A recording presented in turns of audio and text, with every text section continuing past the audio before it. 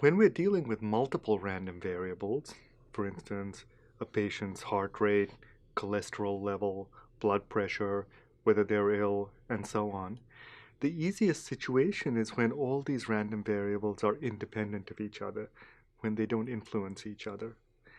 In those cases, we can just model each of them separately and not worry about interactions between them.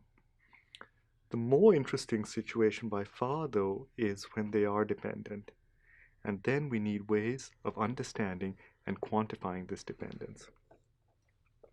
So today, we'll begin by formally defining what it means for two variables to be independent, and then we'll start looking at dependence more closely.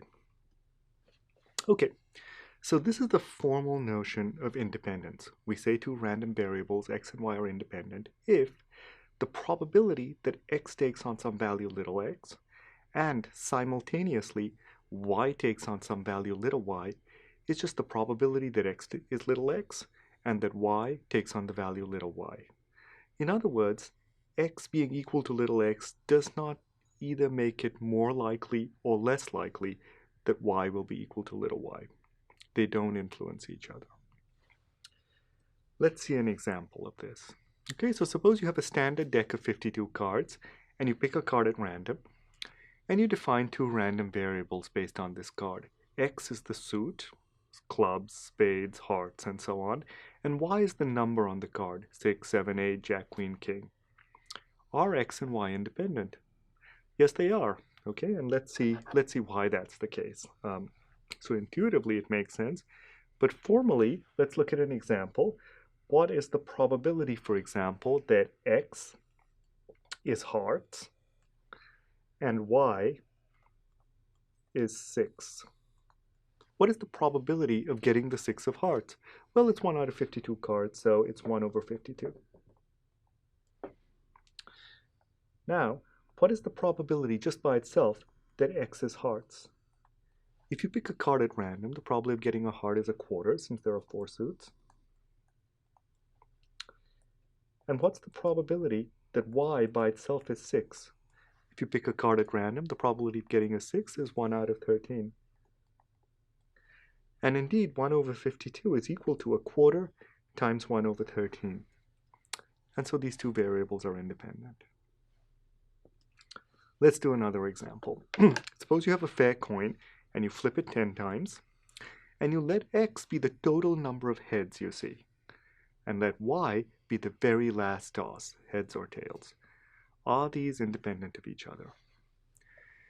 So intuitively, these do not seem independent. For example, if x is large, if there were lots of heads, then it makes it more likely that the last toss was also a heads. So it seems like they really influence each other. But let's see more precisely why this formula breaks down. Okay, why is this formula violated? Okay, so let's just look at a particular setting. What is the probability that x is 10 and y is tails? Okay, so what is the probability that all 10 tosses are heads, but the last tosses are tails? Clearly 0. It cannot happen. But now if you look at these two events separately, the probability that all 10 tosses are heads is greater than 0. It's a half times a half times a half 10 times. So it's 1 over 2 to the 10. And the probability that the last toss is tails is just a half. And clearly 0 is not equal to 1 over 2 to the 10 times a half. And so these variables are not independent. They are dependent. Okay, here's another example. So now we have two variables, x and y, which each take on values -1, 0, or +1. And their distribution is summarized in this table over here. So for example, this entry over here means that the probability that x is -1 and y is 1 is 0.24. Okay, so that's what this table means. So needless to say, the numbers in the table add up to 1. So now, are x and y independent? Well, we have to check this formula, and in order to do that, so we have everything we need for the left-hand side. But now for the right-hand side, we need the individual distributions for x just by itself and y just by itself. So let's obtain those. Okay, so let's look at x by itself. X can take on value either -1, 0, or +1. And what are the probabilities of these? Well, the probability that x is -1, x can be -1 in 3 ways. Any of the 3 situations on this line. So we just add them up. The probability that x is -1 is 0.4 plus 0.16 plus 0.24, which is 0.8. What is the probability that x is 0? Well, that's on this line. So we add up those numbers and we get 0.1. And what is the probability that x is 1? Well, that's this line. And that's again 0.1. And of course, these things add up to 1 again. Okay, so that's the distribution of x. Now let's go ahead and do the same thing for y. So we have y over here. And it takes on values -1, 0, or +1. And the probability that y is -1 is this line over here. So it's 0.5. The probability that it's 0 is this line here, so it's 0.2. And the rest is, of course, 0.3. So that's the distribution of y. Now to check if these are independent, we have to check that every entry in this table of the joint distribution is the product of the corresponding entries in the individual distributions. So for example, let's look at this entry here. For x equals -1 and y equals 1. Is this equal to this number times this number? Yes, it is. Okay, so that entry is okay. And in that way, we keep going and we check all 9 of these entries. And it turns out that in every case, the entry in this table is equal to the product of the corresponding entries in the individual table. So this, for example, is equal to this times this. And so x and y are independent. Okay, so now we'll start talking about dependence, and let's just start with a little bit of a thought experiment. So suppose you pick a person at random from whatever city you're living in, and let h be their height and w be their weight. Are h and w independent of each other? So intuitively, one would think that they are not. Okay, and the reason for that is that people who are taller are also likely to be heavier. So it seems like there's some sort of correlation between them, a positive correlation, in fact. We would expect height and weight to be positively correlated. Okay. So here's a picture of what it might look like. And so what I've drawn over here is, suppose one took a sample of about 20 people and plotted their heights and weights. It might look something like this. Okay, there's a general upward trend. People who are taller tend to be heavier. Now, of course, knowing someone's height, you can't exactly predict their weight, and nor is it a hard and fast rule. So, for example, this person over here is taller than that person and is also lighter. Okay? But there is a general trend that the points are sloping upwards. And what this also means is that we would expect the average of height times weight to be greater than the average height times the average weight. Okay? And this is because the large values of h tend to be paired with the large values of w. So if you multiply them together, you get a sort of squaring effect. Okay? And so the average of h times w is likely going to be higher than the average h times the average w. Okay? And so this is what positive correlation looks like. Now, the other two types of correlation are negative correlation and a complete lack of correlation. Okay. So in negative correlation, the points, rather than seeming to slope upwards, are sloping downwards, okay, like this. And in this picture, the larger values of x tend to get paired with the smaller values of y. As a result, one would expect that the average value of x times y is actually less than the average x times the average y. And then there's a situation where no matter how large or small x is, the y's on average tend to have the same mean. And that situation is called uncorrelated. Okay, and over there, we would expect that the average value of x times y is just the average x times the average y. Okay, so this is a spread of points that's neither sloping upwards or downwards. So this is a very hand-wavy and qualitative view of correlation. Can we come up with a precise formula for this, an actual number that captures correlation? And this was something that was done by Karl Pearson at the beginning of the 20th century.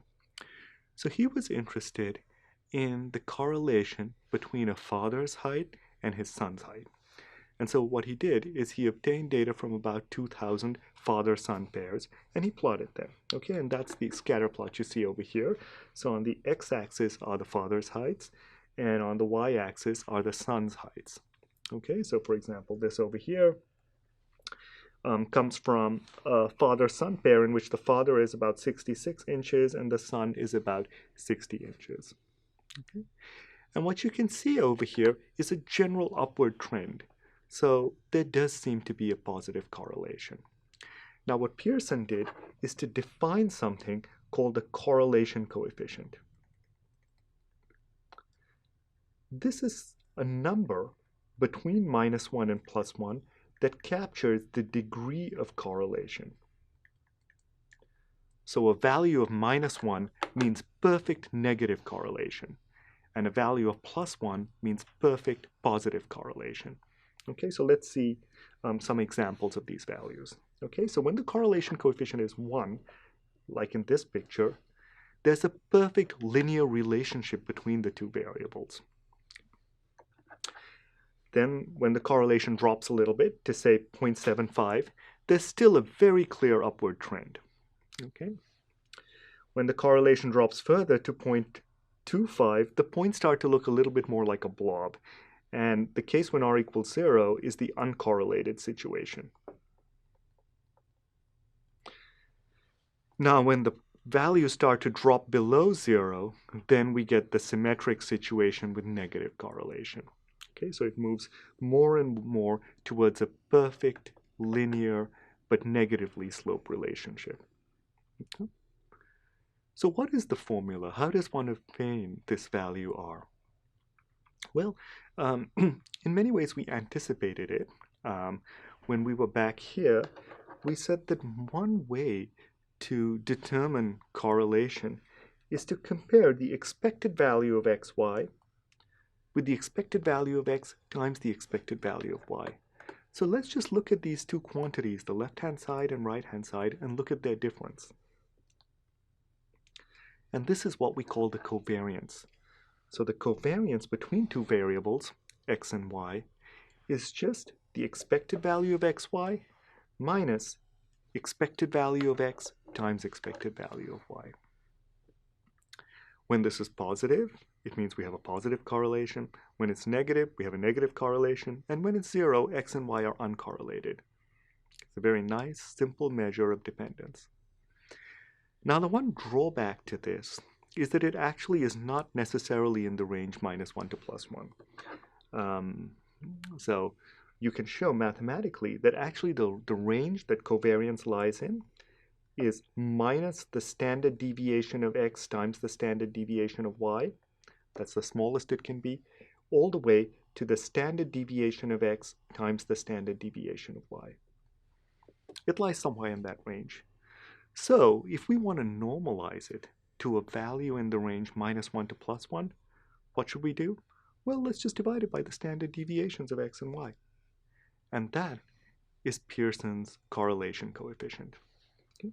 So this is a nice normalized value in the range -1 to +1.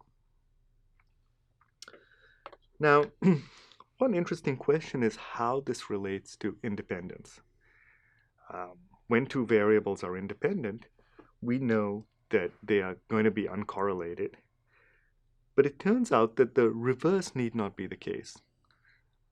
Correlation, variables being uncorrelated, is actually a much weaker condition than them being independent. it's quite possible to have two variables that have zero correlation, but are dependent on each other. Okay, so it's a one-way relationship. Independent means uncorrelated, but uncorrelated does not mean independent. Let's finish with an example, a numeric example, where we can actually see these numbers at work. Okay, so here we have a pair of variables, x and y, and we want to figure out the covariance and correlation between them. We want to figure out the level of dependence between these two variables. Okay, so let's write down the formula again, just to remind ourselves. The covariance of x and y is the expected value of xy minus the expected value of x times the expected value of y. So in order to figure this out, we do need to figure out the expected value of x and the expected value of y. So let's start by doing that. Okay, so let's just look at x by itself. X takes on values either -1 or +1. The probability that x is -1, well, x is -1 in these two lines, so the probability is a sixth plus a third, which is a half. And so the probability that x is +1 is also a half. And this means that the expected value of x is just 0. And while we're at it, let's also do the variance. The variance of x is the expected value of x squared minus the expected value of x squared. And let's see what that is. Well, x is either -1 or +1, so x squared is always 1. So the expected value of x squared is just 1. And this we know is 0, so the variance is 1. And that means that the standard deviation of x is also 1. The typical distance of x from the mean is 1. And in fact, that makes perfect sense, since the distance of x from the mean is always exactly 1. Okay? Now let's go ahead and do y. So y is either -3 or +3. And it's -3 in these two lines. And so that's with probability a half. And it's +3 with probability a half. So the expected value of y is again 0. And the variance of y is the expected value of y squared minus the expected value of y, the whole thing squared. Okay, so y squared. Y is either -3 or +3, so y squared is exactly 9. So the expected value of y squared is 9. So the variance of y is 9, which means its standard deviation is 3. So the typical distance of y from its mean is 3. And in fact, it's always distance 3 from its mean. Okay? Great. Now, in order to compute the covariance, we also need x times y. So let's do that too. Let's leave a little space for it here. X times y is either -3 or +3. The probability of -3, so it's -3 in these two lines. So it's -3 with probability 2/3 and +3 with probability 1/3, which means that the expected value of xy is -3 times 2/3 plus 3 times 1/3, which is -1. Okay, good. So now we have everything we need for the covariance of xy. It is -1 minus 0. So it's -1. There's a negative correlation between x and y. Now, to get the actual correlation coefficient, we divide by the standard deviations.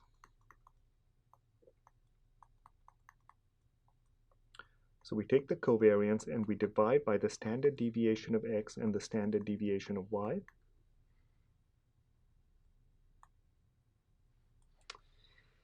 And so that's -1. The standard deviation of x is 1. The standard deviation of y is 3. So the correlation is -1/3. There's a weak negative correlation between these two variables. Okay, well, that's it for our probability review. We're now in a situation where we can start doing generative modeling in which we are able to actually capture the dependence between features in order to get more accurate classification.